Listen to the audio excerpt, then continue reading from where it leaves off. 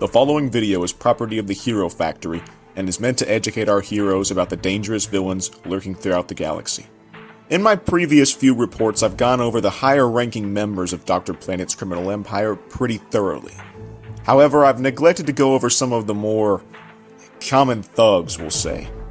This is because most of them are simple to deal with and haven't had any new developments, and moreover, Planet hasn't seemed to have really recruited anyone new to his cause, bar one exception.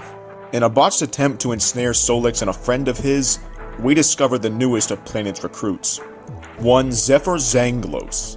To our surprise, Zephyr has quite the criminal history.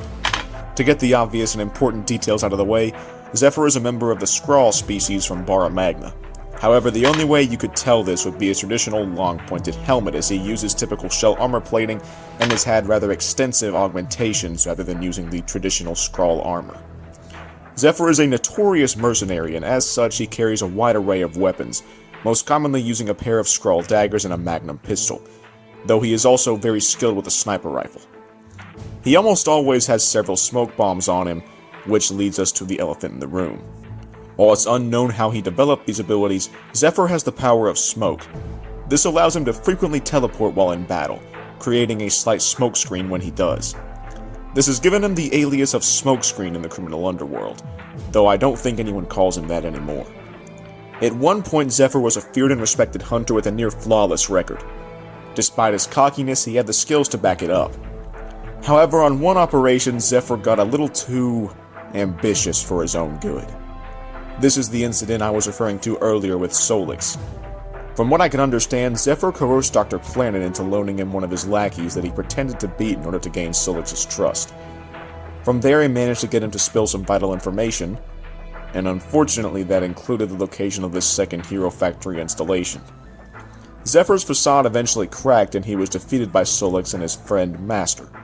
However, we soon learned that a consequence awaited him when he returned to dock. Despite gaining some new information, Planet wasn't pleased with his failure to bring Solix in, and this became clear the next time he was seen. Just a few days ago, when Solix and the shockingly alive remaining members of the Idiots went to the outskirts of Makahiro City to find Jack Photok. Solix reported that Zephyr, alongside fellow lackeys Parkus and Ruby, were stationed there to watch for trespassers, a clear demotion from his previous role as a feared hunter. However, more intriguing and grotesque was the fact that his right arm had been hacked off and replaced with a clunky prosthetic. His statement that this was thanks to Solix only confirms for me that Planet did this to him, and could also confirm a theory I stated previously about the fate of Han's Citrosis.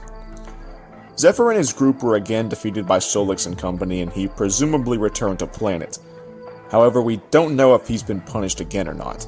I don't think Planet would want to waste his talent, but he is ruthless, that's for sure. Anyway, that's all I have for you today. However, before I end this report, I would like to make a brief announcement. Solix has notified me that his team are going to try and infiltrate and potentially even retake MC in the coming days. He's also asked me and the other members of Alpha 1 for our help, and I obliged. As such, the four of us will be going with him on this mission, and I'm not entirely sure if we'll make it back. But this is something we have to do for the safety of everyone left in that city. It's our mission as heroes. In the meantime, all remaining hero units are to remain here and lock down this installation until, well, whatever happens. I just wanted to make sure everyone was on the same page with that. With that aside, stay safe out there, heroes, and remember, heroes to the core.